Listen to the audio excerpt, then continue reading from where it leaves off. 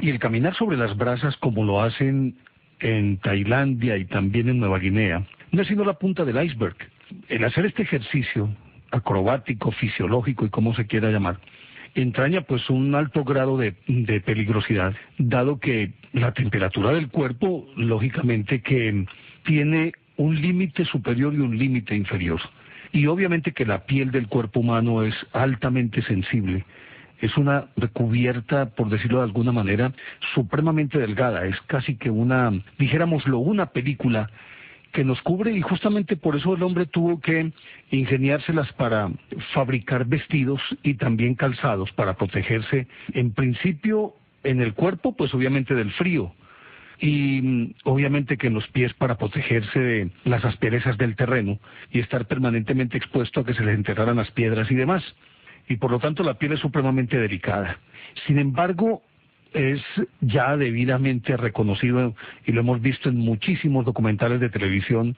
cómo algunas personas caminan, algunos con una cierta velocidad, otros lo hacen de una manera tranquila, pausada, sin ningún problema, y pasan por un nido de tizones que permanentemente están avivados y que regularmente están incluidos, dijéramoslo, como en una especie de cuadrado o de foso, si se quiere. Varía la extensión, 3, 4, 5 metros, y sin embargo caminan de una manera tan impávida que uno se queda sorprendido. Y luego de terminar son examinadas las plantas de los pies, y estas están intactas, aunque en algunos casos la piel un poco más enrojecida que el resto del cuerpo, pero nada más allá, sin ampollas y evidentemente sin quemaduras ni siquiera de primer grado. Y decíamos, esta es la punta del iceberg, porque una acrobacia fisiológica de estas características ya es muy común, y debidamente documentadas pues forman parte también, a fuerza de verlo, se van convirtiendo parte de un folclore, y por lo tanto no seducen tanto, no asombran tanto, no producen esa sensación de fascinación, por llamarlo de alguna manera, sino que simplemente por ser un lugar ya tan supremamente común, ha dejado de tener como ese halo de misterio y de enigma, aunque sigue siendo un enigma, naturalmente, el por qué una persona que camina sobre brasas, sus pies no son lacerados o no se queman.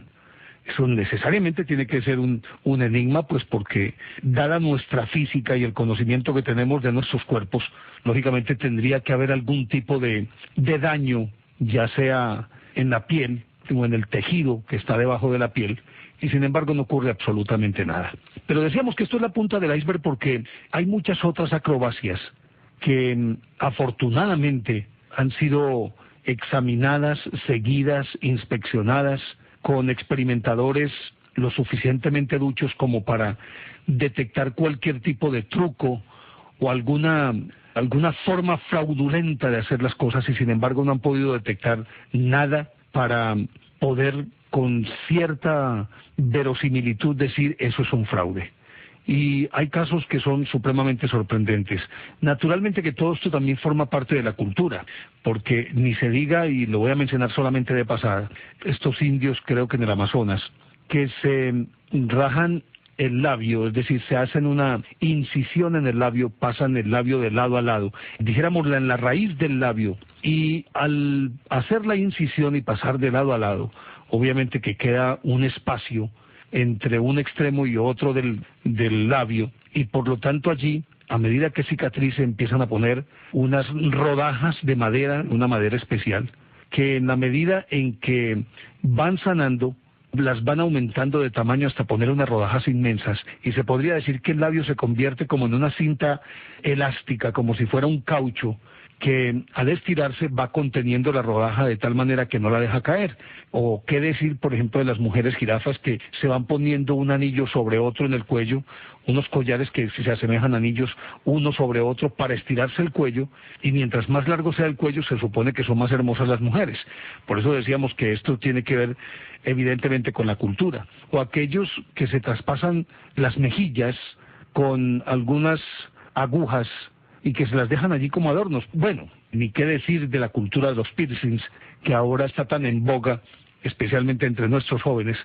que se horadan la lengua, los labios, las cejas, los pezones de las tetillas, el ombligo, en algunos casos el glande, las mujeres el clítoris, bueno, en fin, que se ponen cualquier cantidad de argollas y de cosas por el estilo en diversas partes del cuerpo,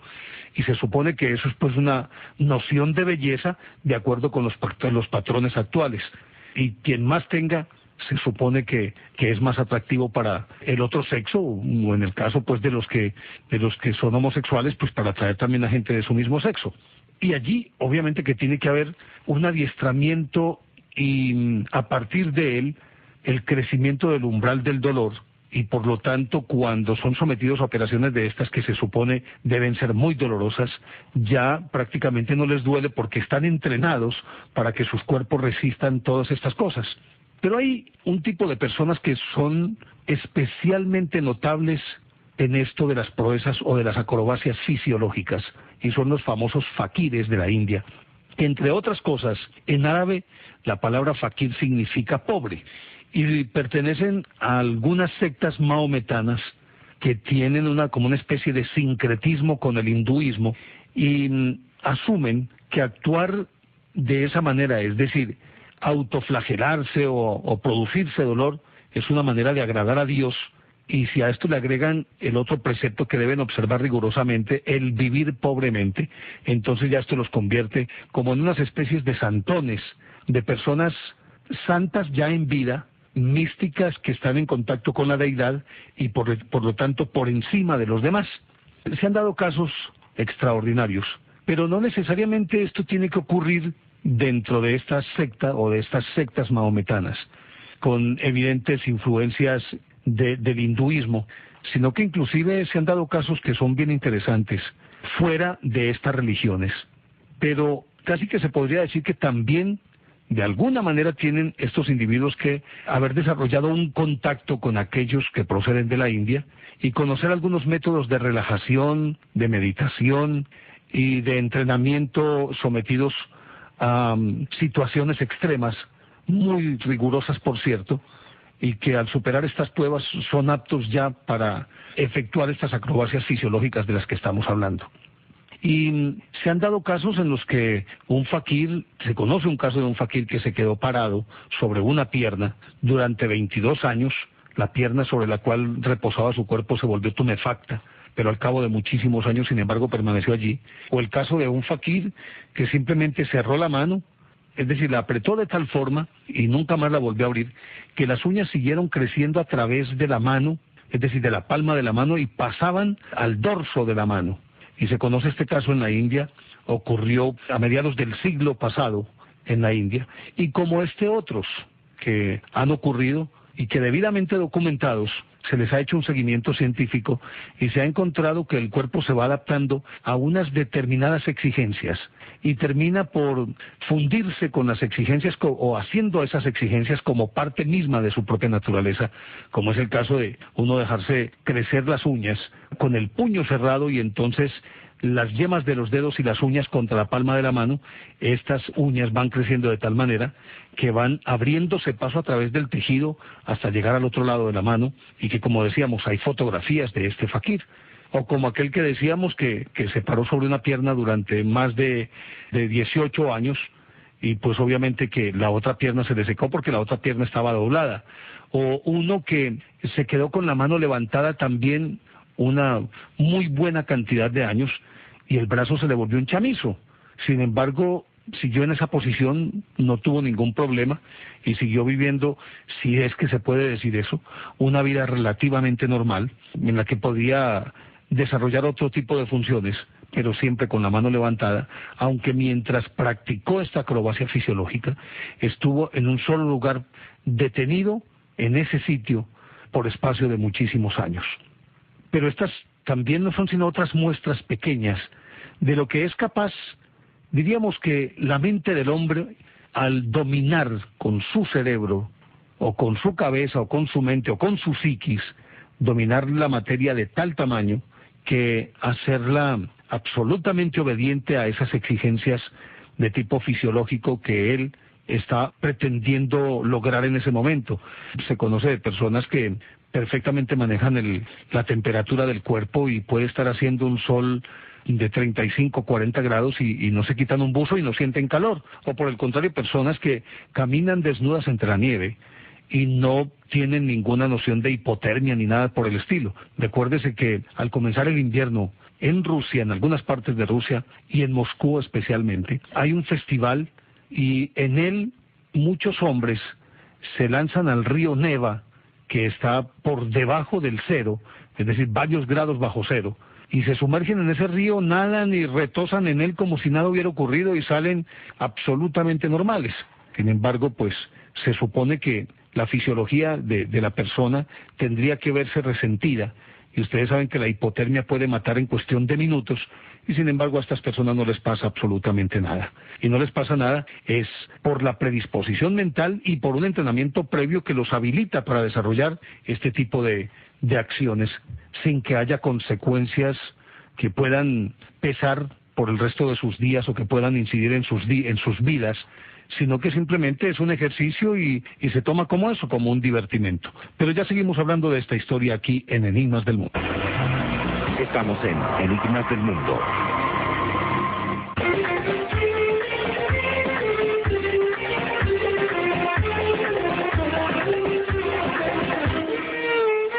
Y decíamos que no necesariamente para que una persona logre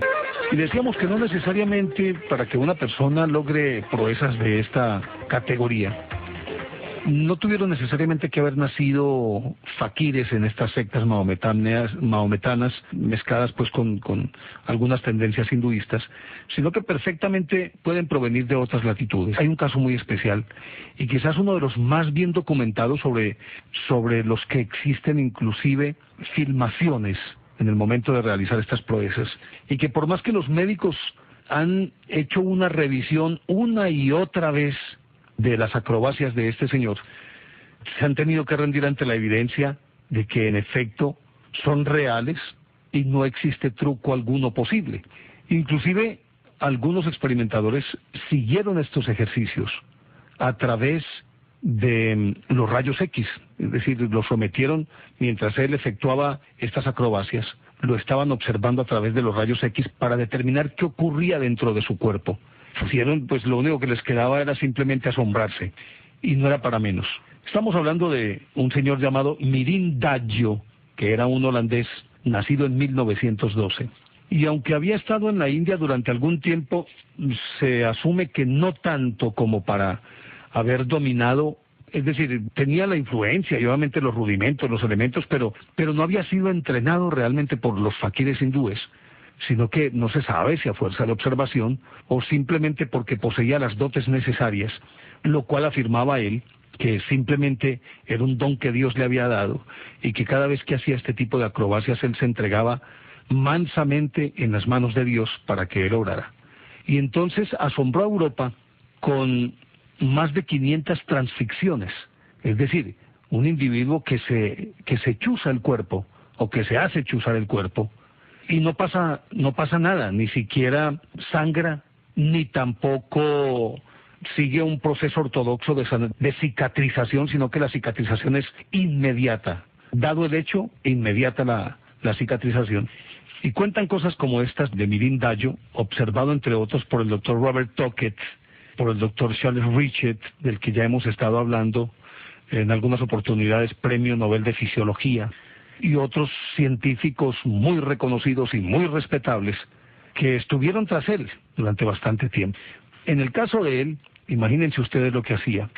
Él, cuando comenzaba la experiencia, empezaba a morderse los labios y sudaba copiosamente, enrojecía, pero luego recuperaba una expresión casi que adusta, de esfinge, casi sin dejar traslucir ninguna emoción ni ninguna sensación de dolor o de placer. Y resulta que él se chuzaba el cuerpo con espadas, dagas, clavos, lo que ustedes quieran. Y al serle retiradas las espadas, lo que fuera, no se le veía ni siquiera la fisura por la que había ingresado el clavo, la espada o la daga. Se cuenta que una noche en público Mirin Daggio se dejó atravesar el corazón con 3 espadas huecas. Pero mire, regularmente, antes de explicar bien qué fue lo que ocurrió en este caso, de las 3 espadas huecas, él era un místico reconocido y un hombre profundamente ascético, aséptico y asceta más bien, porque vivía en medio de muchas privaciones, en ayuno, era un hombre supremamente frugal. Y entonces se dejó atravesar durante muchísimos años el estómago por una espada sin desinfectar, los riñones, el hígado, los pulmones, y en el caso del corazón cuando hablábamos de las 3 espadas. Y lo hizo muchísimas veces, primero con una espada, luego con 2 espadas, luego con 3 espadas. Resulta que la punta de la espada emergía por la espalda, es decir, a él se la clavaban en el pecho, por el torso, atravesaba el corazón y pasaba al otro lado, salía por la espalda. Y estos experimentos, o estas acrobacias, fueron, como decíamos ahora, seguidas a través, inclusive, o examinadas con rayos X en el instante en que estaban ocurriendo los hechos. Es decir, él estaba sometido a una exposición permanente de los rayos X y por lo tanto se veía el interior de su cuerpo y qué era lo que estaba ocurriendo en ese momento. Se hicieron muchísimas pruebas y nunca pudieron encontrar algo que indicase que por lo menos había un indicio de truco. No, nada, absolutamente nada. Cuando se dejó atravesar el corazón simultáneamente por 3 espadas, resulta que estas 3 espadas eran huecas. Recordarán muchos que los cafeteros en los centros de acopio de café usan un tubo largo que termina en una punta, y muy aguda por cierto la punta, pero es hueca de todas maneras, y con eso ese aparato lo clavan en los bultos de café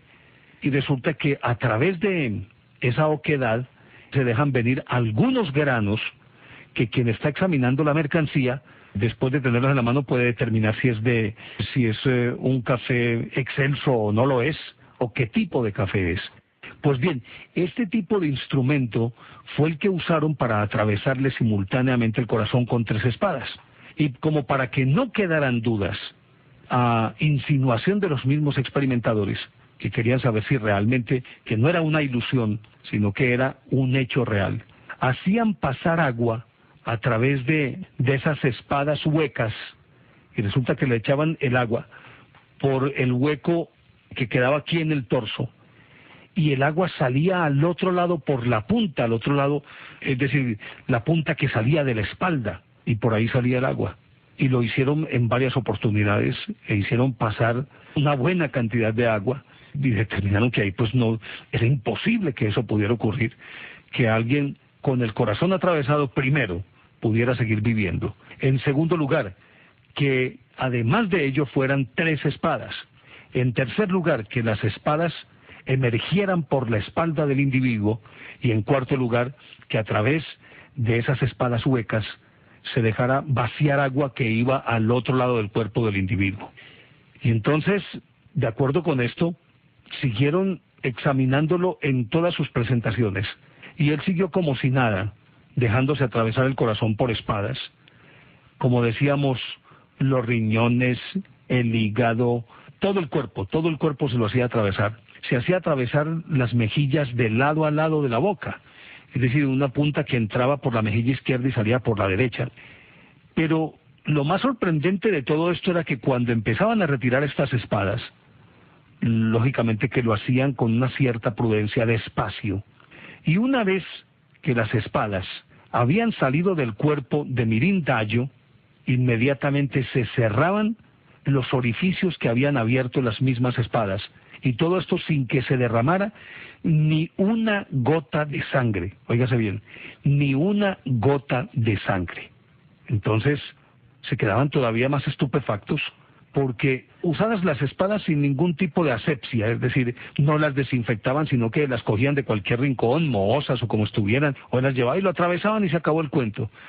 Y entonces se sorprendían por qué no había infección, por una parte, por qué no manaba sangre de su cuerpo, en segundo lugar, y en tercer lugar, por qué cicatrizaba inmediatamente. Lo único que daba a entender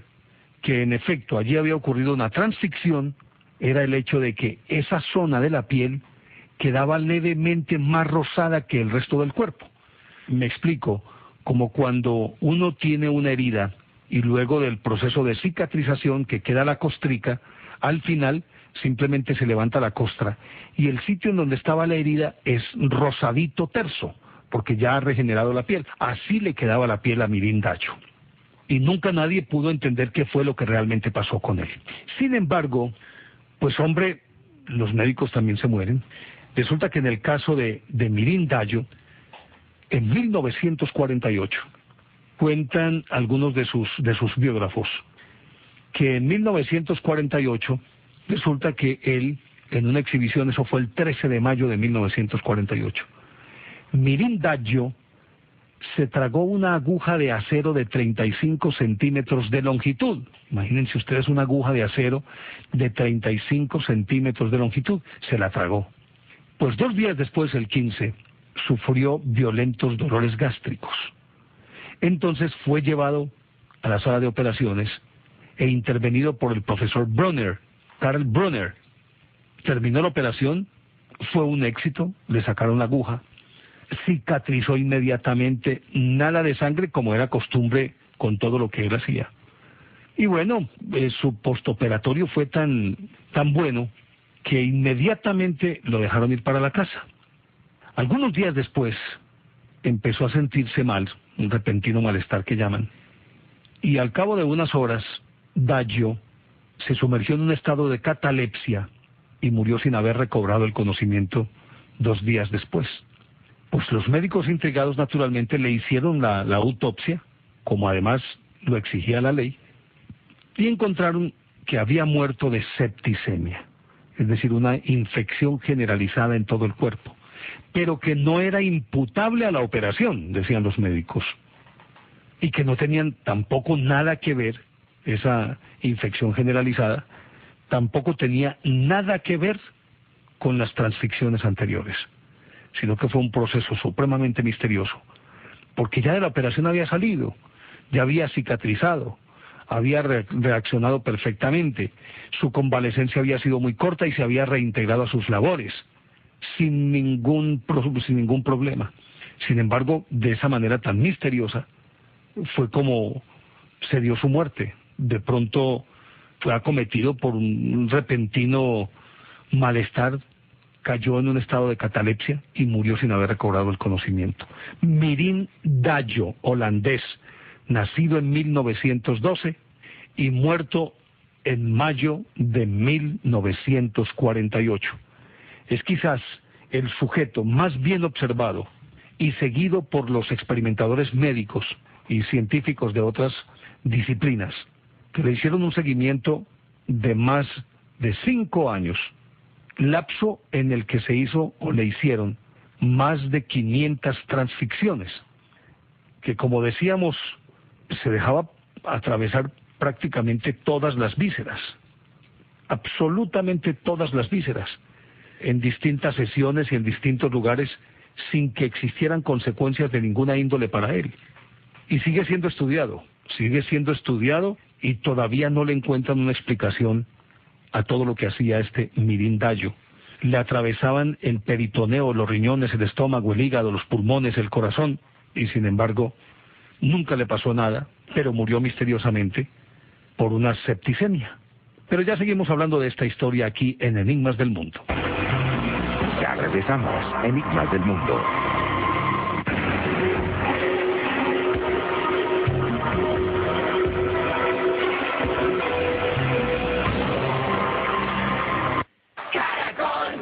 ¿Qué puede hacer con 50.000 pesos? Que para los avesados practicantes de estas disciplinas sea un divertimento, para cualquier persona ajena a estas prácticas y que tengan un desconocimiento absoluto de lo que son, en qué consisten y cómo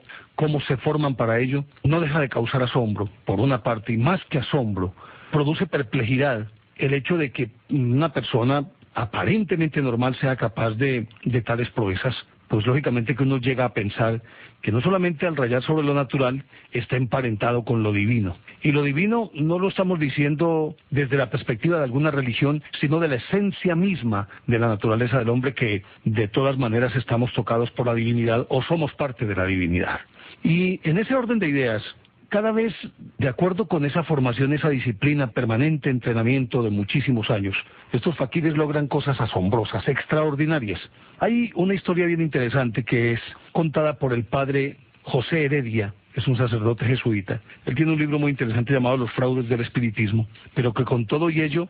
intenta explicar desde la perspectiva religiosa algunos de estos eventos y los describe con detalle, pero al final de cuentas pues no agrega ni quita nada, simplemente mantiene su posición escéptica y nada más. Él a su vez en el libro se remite al caso contado por el señor Thomas Hatton, que vivió durante muchísimo tiempo en Ahmedabad, en India, y de acuerdo con el relato de él que lo consigna el padre Heredia en su libro, pero no le agrega pues ninguna conclusión, ni aventura ninguna teoría o hipótesis que por lo menos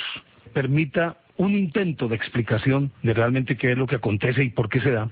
pero simplemente lo consigna y precisamente lo tomamos de allí. El doctor, de acuerdo con lo que cuenta pues en este libro el padre Heredia, el doctor Thomas Hatton, vivía, como decíamos, en Ahmedabad, India, y estando en su casa el 18 de febrero de 1891, resulta que él vivía como una especie de descampado en las afueras de una aldea, y de pronto escuchó un rumor lejano que se fue acrecentando en la medida que se acercaba el grupo, hasta que llegó al que era considerado por él el patio de su casa, aunque era pues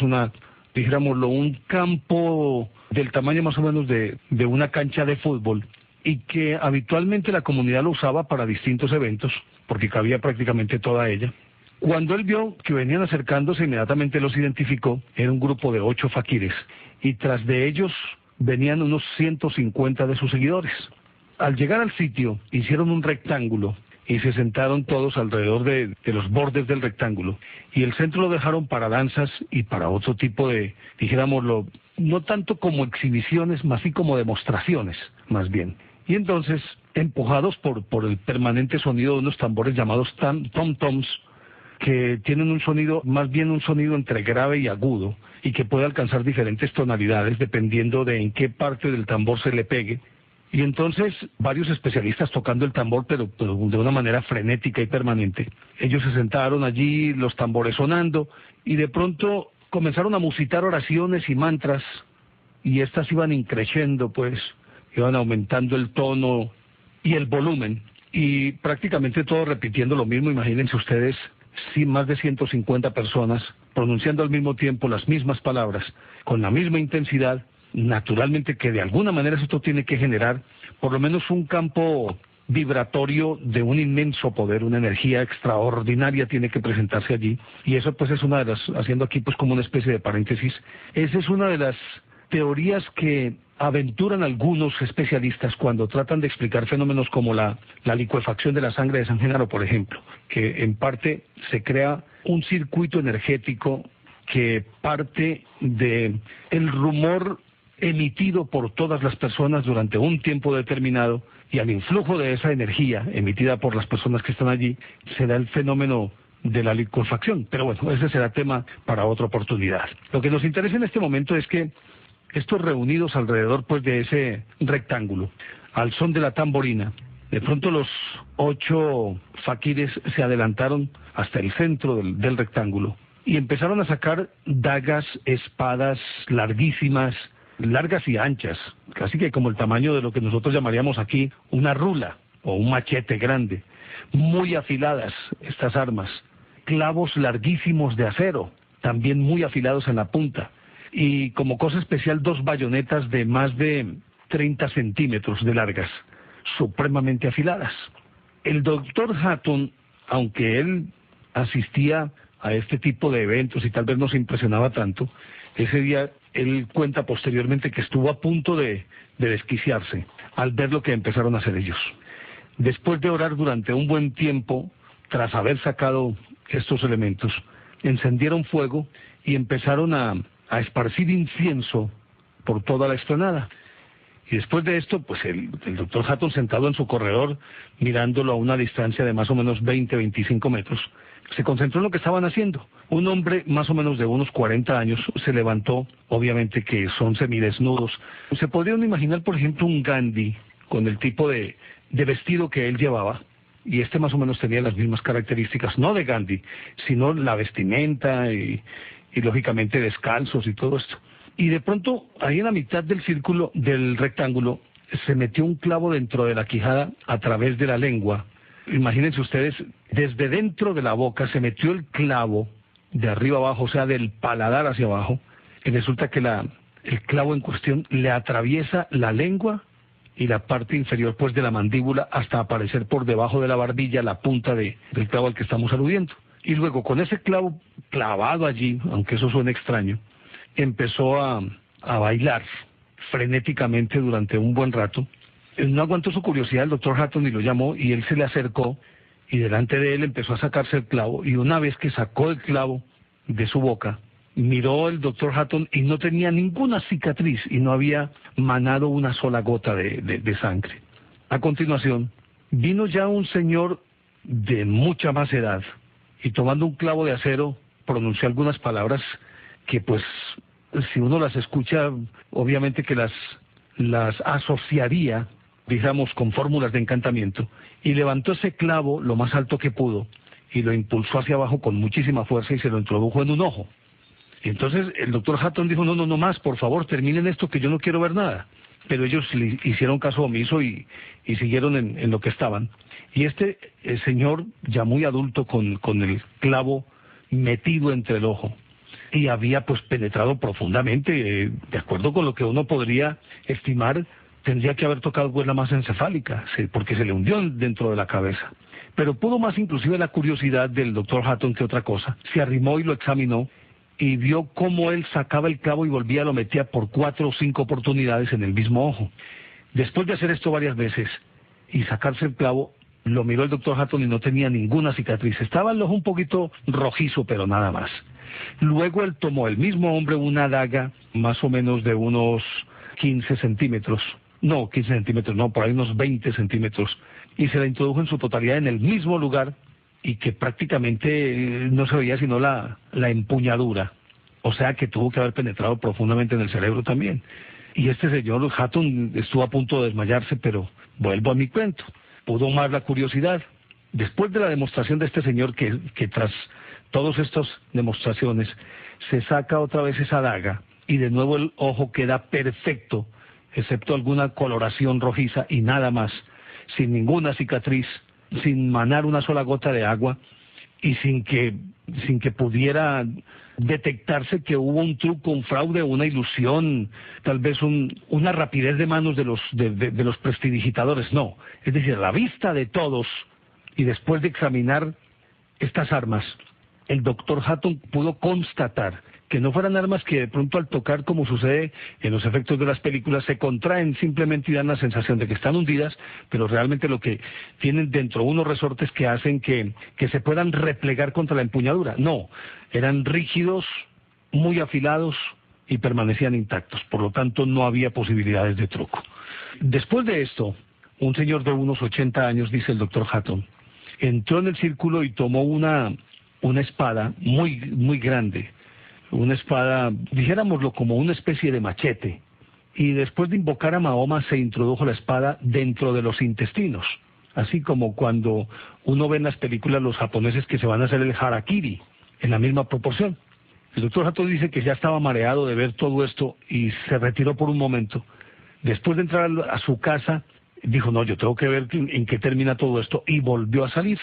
para ver en qué concluía esa proeza que estaba haciendo el viejito. Y el hombre casi desnudo, o cuasi desnudo, pues en el centro del rectángulo, sacó la espada y enseguida volvió y se la clavó, pero más arriba en lo que nosotros llamamos la boca del estómago, y se la hundió. Lógicamente que en esa parte se va a encontrar huesos y otros obstáculos para poder penetrar profundamente. Pues entonces cogió un martillo él mismo y empezó a darle a la espada en la empuñadura para forzarla a que entrara más profundamente, y lo logró de tal manera que la espada, la punta de la espada, salió por su espalda. ¿Cómo les parece esta historia? Pero ya seguimos hablando de ella aquí en Enigmas del Mundo. Estamos en Enigmas del Mundo.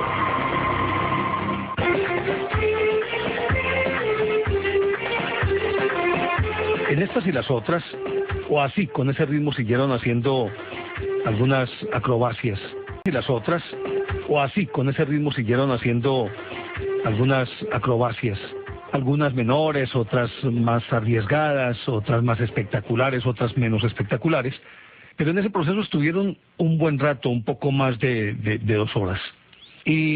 el viejito volvió a repetir esta historia de la espada que sobresalía por su espalda, que salía al otro lado. Y luego de esto, en la última oportunidad, que fue supremamente dramática, empezó a extraer el arma y daba la sensación de que se iba a desmayar. Sin embargo, empezó a sacarla prudentemente y de pronto, tal vez, supongo yo que era mucho el dolor, simplemente aló de ella con una violencia tal que la espada salió de su cuerpo. Entonces el doctor Hatton no se aguantó y se arrimó donde estaba el viejito, pues la espada no estaba impregnada de sangre en ninguna parte. Y cuando miró el cuerpo del viejito,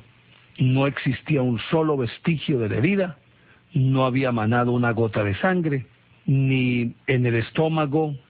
ni tampoco en la espalda se veía alguna señal de que en un momento dado algo hubiese penetrado ese cuerpo,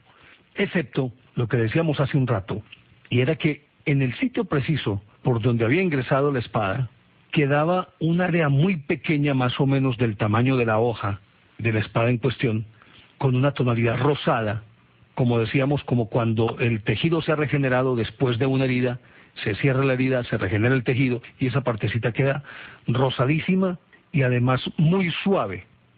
pero muy suave. Y era lo único que podía evidenciar que algo había ocurrido, o que por lo menos en un momento dado hubo allí una herida. Y ni una gota de sangre. Pues después de esto, al parecer, el doctor Hatton se familiarizó un poco con estos ejercicios que ellos empezaron a hacer en ese campo de manera periódica y que se correspondiera con algunos festivales religiosos en los que ellos pues tenían de especiales devociones y siempre hacían demostraciones de este tipo. Y cuenta el doctor Hatton que aquel viejito que más o menos contaba unos 80 años, vivió muchísimos más y los vivió con una excelente calidad de vida, sano, vigoroso, recorría toda la comarca, andaba permanentemente, comía poco, naturalmente era vegetariano, todas estas cosas, porque él le hizo un seguimiento.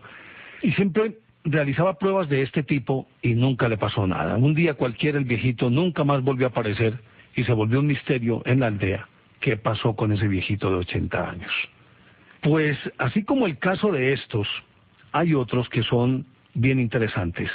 Y todos estos lógicamente que tienen que ver con el enorme poder, si se quiere llamar así, que ejerce la mente sobre el cuerpo. Y se llega inclusive, dijéramos lo que, a simular la muerte o a permanecer muertos, y pues lo pongo entre comillas, resucitar. Digo más bien, llegar a detener o a ralentizar o a enlentecer de tal manera las funciones vitales que prácticamente se puede decir que se sumerge en un estado de hibernación, como sucede con los osos y otros animales que en invierno simplemente se sumen en un sueño profundo hasta que llega la primavera. Pues hay un caso que lo relata Sir Monier Williams y lo corrobora otro estudioso llamado Max Müller, que entre otras cosas también fueron practicantes y alumnos del Swami Vivekananda. Y entonces cuentan ellos que alguna vez pudieron observar, imagínense, este pequeño ejercicio. Un yogui, un día cualquiera, se preparó con su grupo para enterrarse vivo. Pues estos dos señores, Müller y Williams, Max Müller y Sir Monier Williams, es un caballero pues del reino inglés, vieron cómo él era enterrado con todas las de la ley en un féretro metido bajo tierra, tapado con tierra, el hueco lo suficientemente profundo, como la fosa en la que entierran a cualquier persona, o sea, una fosa más o menos puede ser de 1,5 metros, algo por el estilo. Lo enterraron y pues alrededor de esa tumba, sus discípulos y algunos otros yogis y fakires permanentemente estaban orando, danzando y emitiendo mantras permanentemente, 24 horas al día, varias semanas. Varias semanas, ¿no? Imagínense ustedes que estuvo enterrado 100 días, o sea, 3 meses y 10 días. Y este informe fue seguido también, o este experimento fue seguido también por médicos británicos, aparte de los que ya hemos mencionado, de Max Müller y Monier Williams, que a su vez, pues decíamos, eran practicantes también de la meditación trascendental y alumnos o discípulos más bien del Swami Vivekananda. Y ellos describen con aquellos médicos que 100 días después de haber sido enterrado, volvieron ya los sacerdotes principales, estos dentro de la religión hinduista. Entonces los sacerdotes son los brahmanes. Y resulta que los brahmanes ordenaron la apertura de la tumba. Cuando abrieron el catafalco, pues, en el que estaba enterrado, vieron un cadáver, y esto lo describe de una manera muy vívida Max Müller. Dice que era un cadáver arrugado y que su tez era gris amarillenta y que el aspecto que ofrecía y la sensación que daba era de repugnancia. Pues lo sacaron con todas las precauciones del caso y lo depositaron sobre almohadones mullidos. Y estaban allí también algunos delegados del almirantazgo. Era la época en la que India todavía era un protectorado británico, y entonces estaban ellos allí como testigos de excepción. Pues los brahmanes y los otros yogis y fakires que habían estado avanzando durante todo ese tiempo empezaron a friccionar el cuerpo con un aceite especial que habían traído ellos, de un olor, un aceite perfumado, de un olor más bien dulzón y muy penetrante. Y entonces permanentemente friccionaban el cuerpo, y cada uno de los brahmanes que habían llegado con la ayuda de fakires y demás se concentraban en una determinada parte del cuerpo y lo frotaban permanentemente desde la coronilla hasta la punta de los pies, y todos friccionando al mismo tiempo. Todo esto se les llevó más de 6 horas. Al cabo de 6 horas, la piel, que había sido vista por estos como gris amarillenta y el aspecto muy repugnante, empezó a volverse tersa y se fue haciendo flexible y suave. Entonces uno de los brahmanes abrió la boca del que había hecho esta proeza, del yogi en cuestión, y le metió entre los dientes como un pitillito, de los que nosotros llamaríamos aquí para tomar gaseosa, pero este era un bastoncito de marfil, y vertió en la boca del hombre lo que llaman una bebida cordial, es decir, una bebida que caliente un poco y que tenga un toque también de licor. Continuaron con las fricciones, y al cabo de 32 horas de estar friccionándolo permanentemente, pues resulta que después de ese lapso, y sin haber dejado de tocar el cuerpo, de friccionarlo, de masajearlo, volvió a respirar el yogi. Apenas volvió la respiración normal, muy pocos minutos después, el yogi se incorporó un poco, estaba supremamente débil, pero se incorporó un poco, y minutos más tarde podía balbucir algunas palabras. Pero siguieron friccionándolo. Fueron 32 horas para devolverle la tersura a la piel y para que él pudiera medio incorporarse y decir algunas palabras, musitar algunas palabras. Pero siguieron friccionándolo. Durante 2 días, él fue incapaz de moverse, de hacer cualquier esfuerzo físico, excepto cuando lo medio reincorporaron o medio lo levantaron. De resto, no podía hacer absolutamente nada. Y apenas 6 días después, pudo empezar a caminar muy lentamente, a ingerir alimentos muy suaves, y obviamente que alimentos, dijéramos, locolados, y apenas después de 6 días pudo empezar a sostener una conversación relativamente coherente. Pues había estado allí también presente la doctora Thérèse Brousse, que era en aquella época jefe de la clínica cardiológica de la Facultad de Medicina de París. Y hizo el seguimiento desde el momento mismo en que fue extraído el cuerpo, pues, de esa tumba. Hizo el seguimiento de todo lo que estaban haciendo los yogis. Y ella lo examinaba de tanto en tanto con ayuda de cardiógrafos, electrocardiógrafos, neumógrafos. Y en principio determinaba que no había ninguna señal de vida, que ese tipo estaba muerto. Lo extraño de todo esto es que no estaba, obviamente no expelía ningún olor, no se había descompuesto, sino que la piel era pergaminada y gris amarillenta, pero nada más, y pero muy reseca. Y ella le hizo ese seguimiento, y durante todo este proceso de las 32 horas en que desarrollaron, dijéramoslo entre comillas, repito, ese proceso de resurrección, hizo el seguimiento científico y lo inspeccionó y constató cómo iban volviendo las funciones vitales. y al final de todo el experimento ella se declaró profundamente admirada, desconcertada, anonadada, y concluyó que no existía una explicación científica para que un proceso de esa naturaleza no condujera inexorablemente a la muerte, porque además 100 días enterrados, es decir, 100 días que es más o menos el tiempo que dura una estación, y los 10 días después de los 3 meses son regularmente aquellos en los cuales comienzan a evidenciarse algunos cambios en la naturaleza para la entrada de la siguiente estación. O sea que duró prácticamente lo que un oso hibernando durante el invierno, 3 meses. Y de ahí en adelante nunca más se pudo realmente explicar qué fue lo que pasó con este fakir, y se dice pues que es, por lo menos comprobado científicamente, el lapso más largo que ha durado un ser humano bajo tierra y ha retornado vivo, porque como decíamos, pues obviamente si estaba enterrado, ni ingería ningún alimento, ni bebía agua, ni tenía la posibilidad de que por alguna vía, ya fuera vía oral, vía cutánea, bueno, por cualquier parte, pudiera introducírsele algún alimento a este señor. Lo cierto del caso es que esta historia ocurrió, que la han ratificado los científicos y estos testigos del almirantazgo, más Max Müller y el que nosotros estábamos diciendo ahora, Sir Monier Williams, todos, más la doctora Therese Bruce, todos afirman que fue cierto, que no hay ningún truco y que no hay ninguna explicación sobre cómo pudo ocurrir este fenómeno y cómo la vida mantenerse en ese estado latente durante tanto tiempo. Bueno, ese es el dominio de la mente sobre el cuerpo.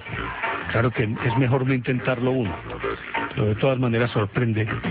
y nos lleva a pensar que definitivamente existen límites, pero nosotros no los conocemos. El problema es que nunca hemos rozado esos límites en nuestra vida normal y no sabemos qué hay más allá. Pues quería contarles esta historia bien interesante y agradecerles su atención a don Octavio Gallo, también nuestro agradecimiento en el sonomontaje. A ustedes sigan escribiéndonos y proponiéndonos temas. Y entonces nos encontramos en una semana, porque el próximo domingo será otro tema.